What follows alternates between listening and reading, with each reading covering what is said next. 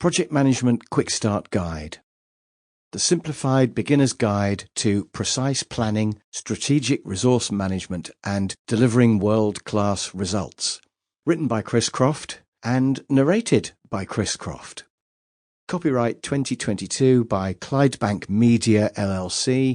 Production copyright 2022 by ClydeBank Media LLC. Please note that your purchase of this audiobook includes a downloadable companion PDF containing all the figures and visual aids referenced throughout this audiobook. Your purchase of this audiobook also includes free lifetime access to the Digital Asset Vault, which contains supplemental resources that enhance the content of this audiobook and maximize the value of your purchase. We highly recommend accessing the companion PDF and the digital assets for the best listening experience. Visit www.clydebankmedia.com/project-management-assets to access the vault and download your companion PDF and supplemental materials. Introduction. They say necessity is the mother of invention. I wrote this book because when I started out in project management, nothing like this existed. If you are like I was, a busy professional who doesn't necessarily have project manager in your job title, but who is still asked to manage projects from time to time, then it's really hard to know where to begin. How on earth are you supposed to pull off the project in time and on budget when you have all your other day-to-day work to stay on top of? It's stressful, but it's also not as if you can say no, right? Maybe you decided to have a cursory look at some of the books and the online courses devoted to the topic. And if so, then you already know that project management is notoriously complex. At least, teaching it can be. So much to learn, so many moving parts, complex maths and mind-numbing terminology. All those TLAs. That's short for three-letter abbreviations, by the way. And yet, it really doesn't have to be. When I started reading about project management, I wasn't satisfied with the books that I encountered. They were either too complex, almost as if the author was intentionally overcomplicating the subject, or they were addressing project management theory without speaking much to real work experience from the field. Don't get me wrong, some of the books were amazing, and some had great ideas and information. They just all seemed to be directed towards people who were doing projects all the time. But I was a busy manager doing the stuff I was employed to do for my day job, with a few projects thrown in each year just to keep it interesting. And I couldn't locate the book that spoke to me. I wasn't interested in gaining a PhD in project management, but instead I just wanted a simple, proven system that would work all the time.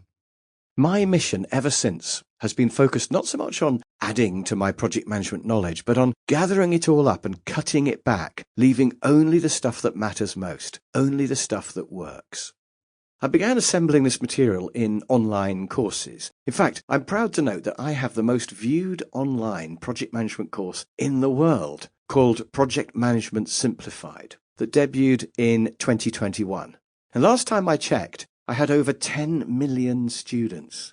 I'm stunned by those numbers every time I look. And while I'm proud of my work in the field, my success mostly tells me that the approach of cutting back and paring down project management knowledge is something lots of people want and need.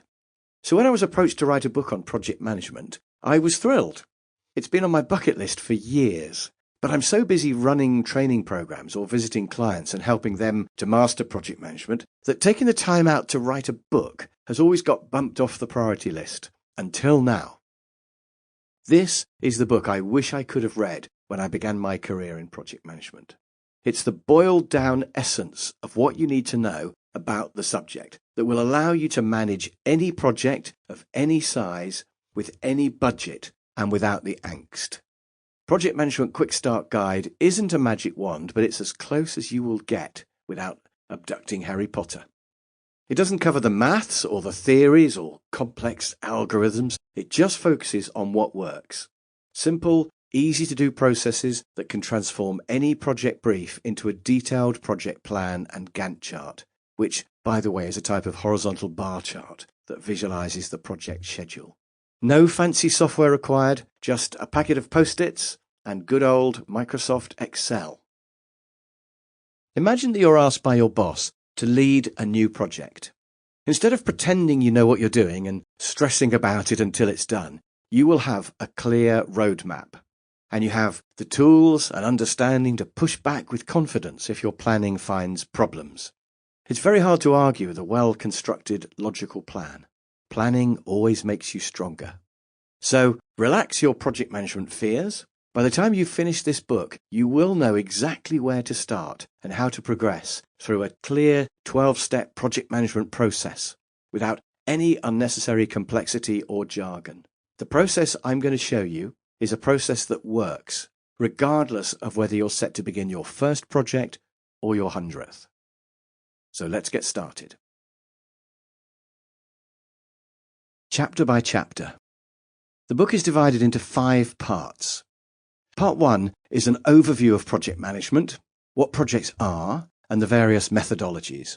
Part 1 also covers step 1 of the 12-step process, define the project. Part 2 is about itemizing all the tasks involved and finding the optimal path for their execution, which is steps 2 to 4 of my 12-step process. Part 3 is where your carefully laid plans must adapt and conform to the realities at hand, and these are steps 5 to 8 of my 12-step process.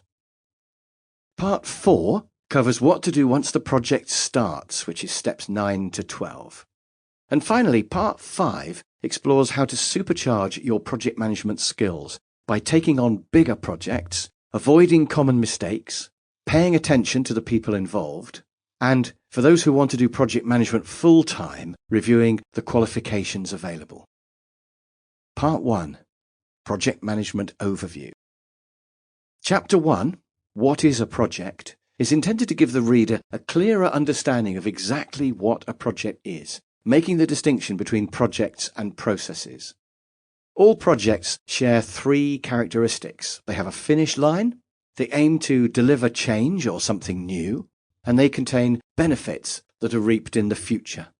Chapter 1 clarifies when project management is essential, when there are more than 10 tasks, when the project involves more than 3 people, or when the project will take longer than 3 weeks to complete.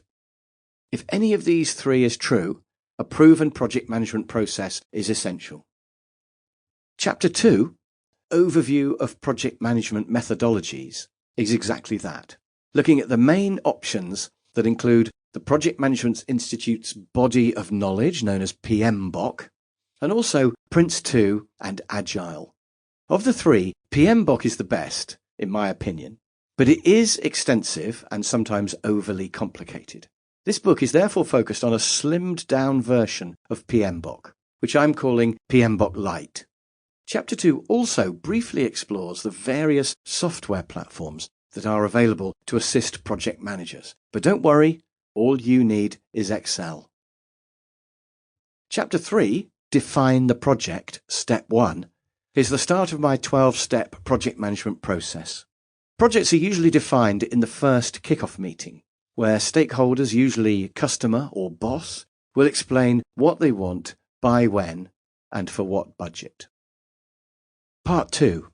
Mapping out the ideal plan. Chapter 4, List the Tasks, Step 2, explores the various methods for ensuring that you create a complete list of tasks for your project. This is a critical step because any missed tasks have the capacity to alter the timeline and the budget.